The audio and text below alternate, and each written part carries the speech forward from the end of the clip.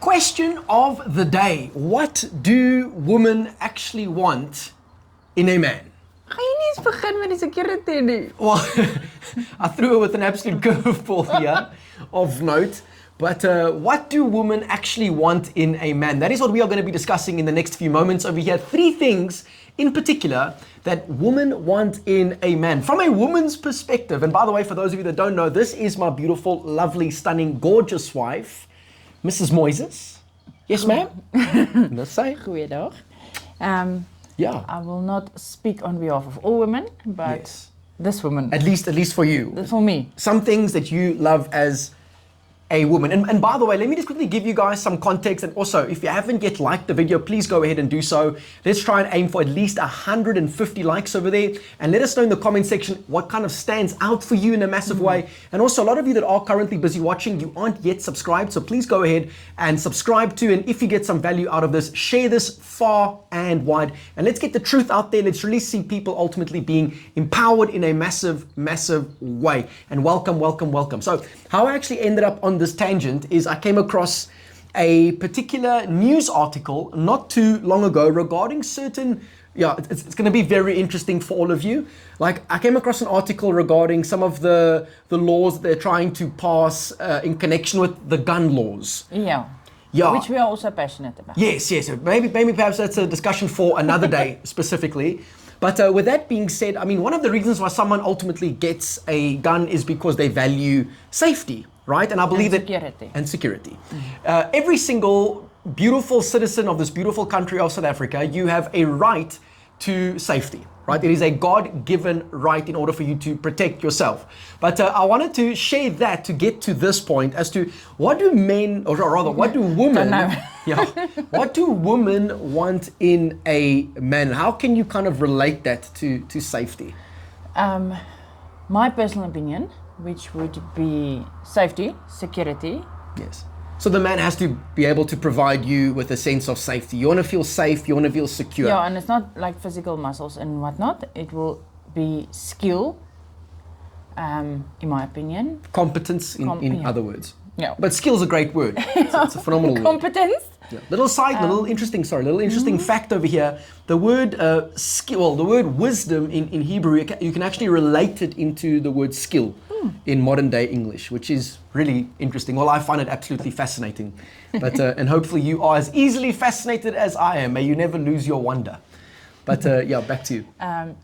Competence. Yes. And then obviously security and safety goes hand in hand with one another. It's not physically always about muscles, but emotional safety and security, trust. Yes.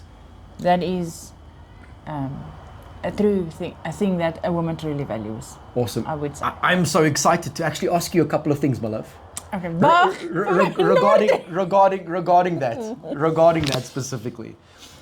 And we'll get to point number 3 now, because you've mentioned safety, you've mentioned trust, right? And we'll perhaps get to point number 3 over there. But I want to know just quickly, before we get into that point, practically, how does a man make a woman feel safe? Because you alluded to and mentioned that it's not necessarily the muscles.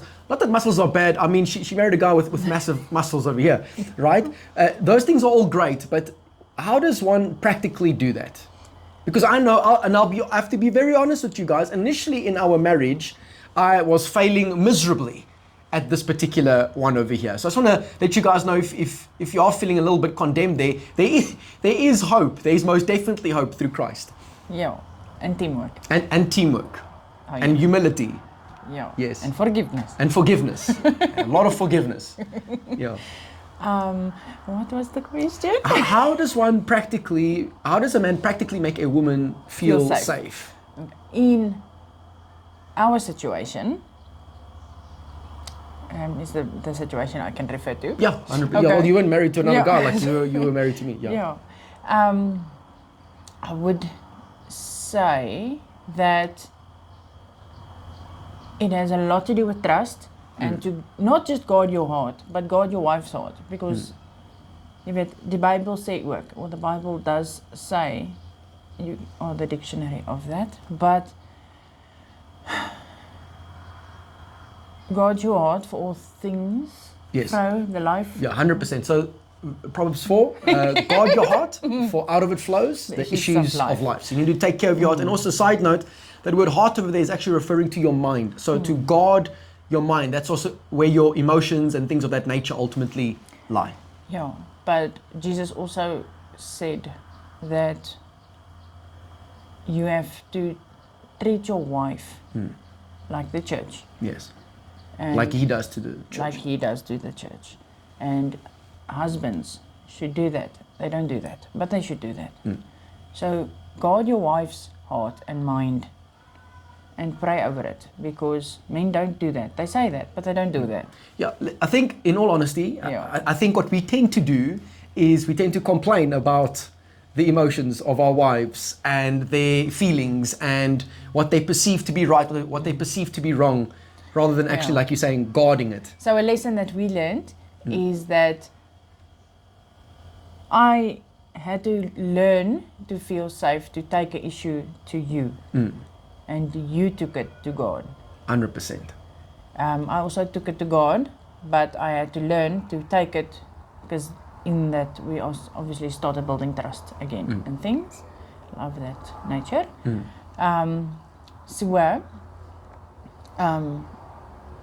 The church would take their problems to Jesus. Yes. And Jesus would help, Yes. and not crucify. Yes. Which doesn't happen today. There is no actual trust. So women rather go to women, and then it's a gossip situation. And I think also, just to quickly jump in here as well, I think for the men specifically, and you can let me know if you do think I'm wrong in that, but and also you can let me know in the comment section too. All right, go ahead, use the comment section as your virtual voice. A lot of the times, what happens is us as men, and we need to seriously stop it too. Now, firstly, let me just put a disclaimer out there. Of course, there are women out there in the world that absolutely just murmur and complain the whole time. However, here's the however part.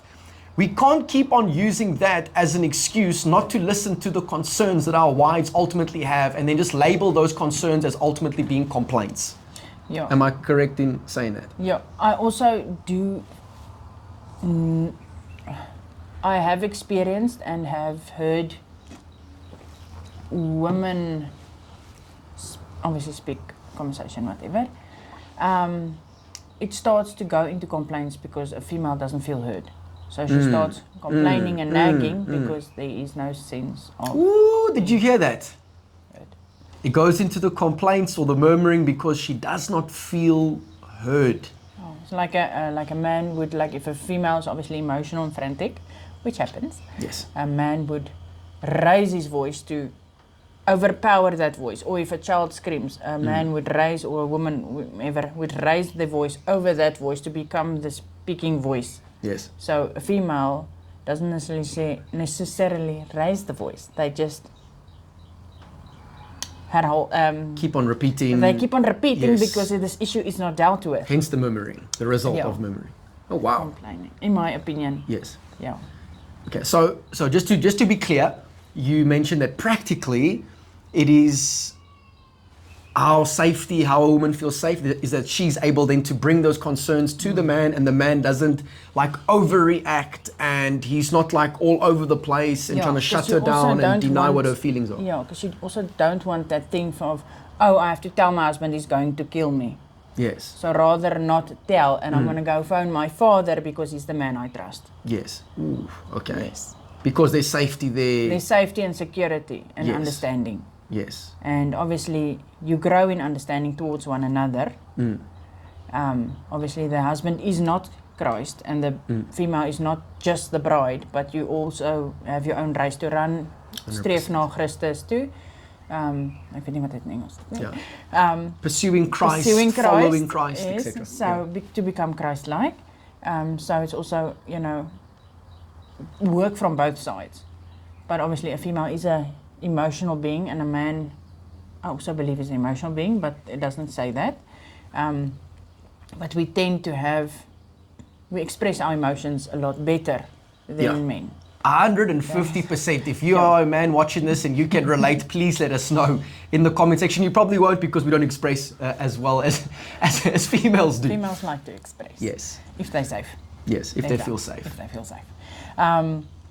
But then also how the safety gets, or how the expression gets van die man. So the expression from the man towards the spouse. How the man handles the expression from the female is how, obviously, hoe die vrou gaan reageer teenoor die man. Because otherwise, you can go and I'll rather talk to a girlfriend. Yes. Because he doesn't listen anyway.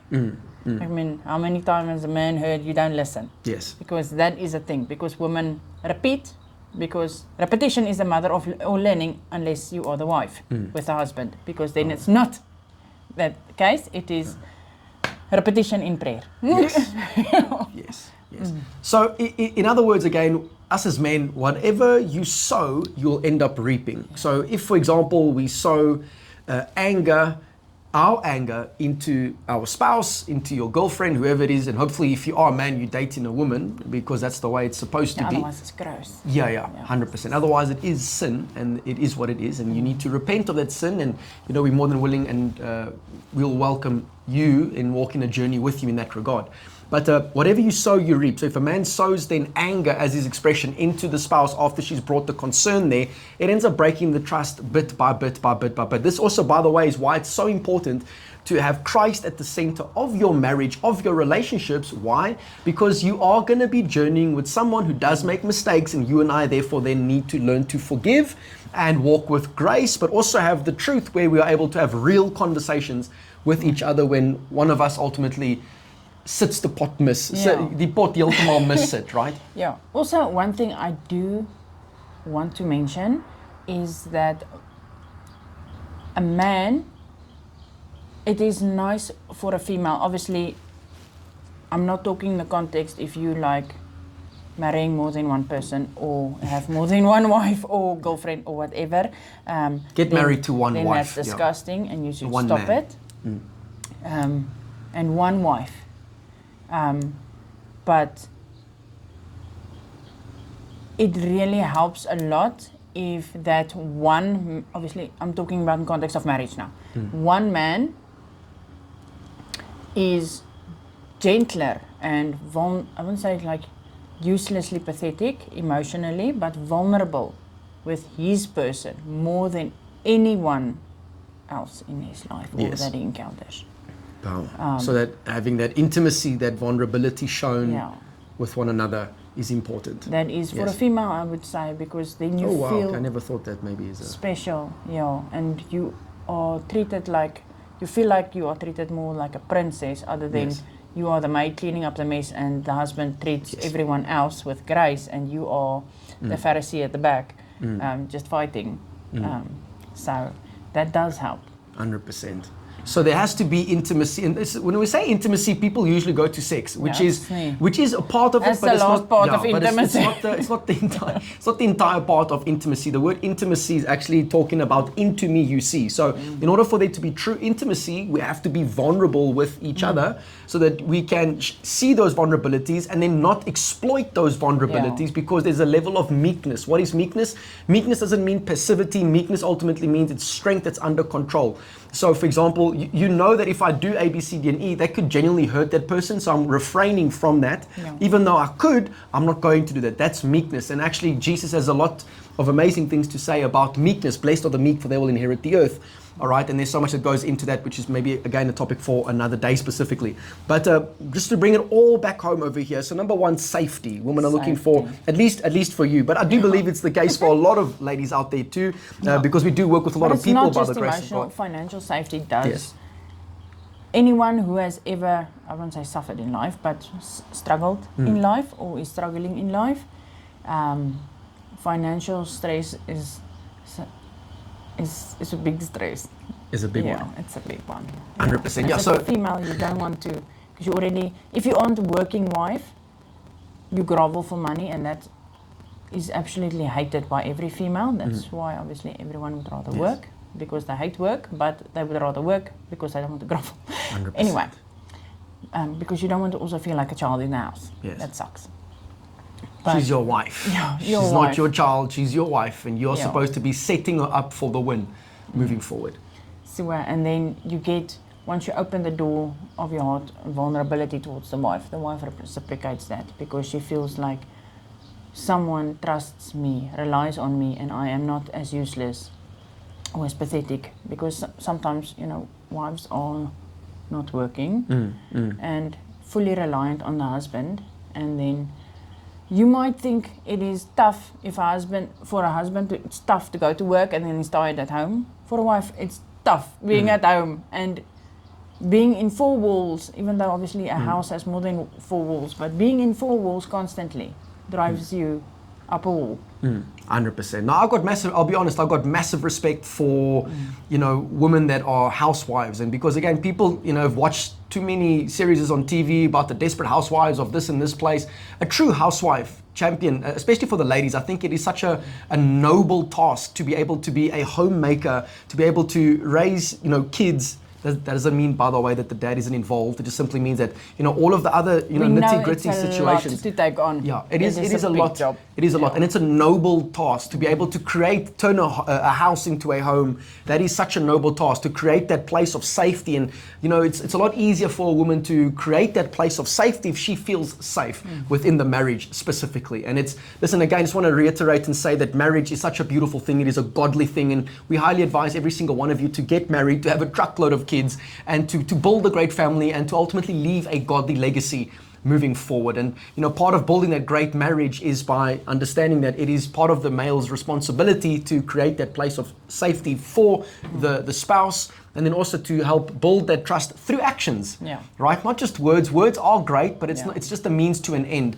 At the end of the day, it's about action. Love is an action. Love is patient. Love is kind. Love is long-suffering. All of those are essentially actions specifically. So to create that place of safety for her, as well as to build trust through our actions specifically, because again, you can't be demanding respect. You as a man are supposed to be earning that respect through your actions, through your words, through the way that you uplift, through the way that you serve, through the way that you give, etc., etc., etc. It's also not just about mushy-gushy and love. Yes. It's physical, standing up for the dignity of your wife, her character, the person that she is becoming or growing, striving to be. Yes. Or the mother that she is, that no one sees behind a closed door. Like standing up for that and guarding and protecting that when people slander. Because I know mothers have the tendency to degrade themselves constantly because you feel inadequate, unworthy, and so forth. Yeah, which is a lie. It's a total lie. But the thought comes, and then that's reading your wife's cues. Obviously, it's a lot of work for the husband, but a wife has a lot of work as well. Yes. And it's not easy either way, but it is fun. Yes. 100%. It's an adventure. You get to go on this beautiful adventure with someone, and you are never alone. Even if you struggle, you're not struggling alone. It's always fun. And I'll be honest, I'm very blessed because I've married also my best friend, and it's such a blessing to be able to do life together. Yes, with you, and we are very excited for this future that God has in store for us. So safety, trust, intimacy. I'm thinking actually vulnerability. There's been a lot that's been said. We've given you guys some extras over there as well. I was actually thinking while you were talking, perhaps what we can do is we can break, because there's so much in every single one of those topics or traits that we should actually maybe take one each and break it down per episode moving forward. So let me know if you guys also list 3.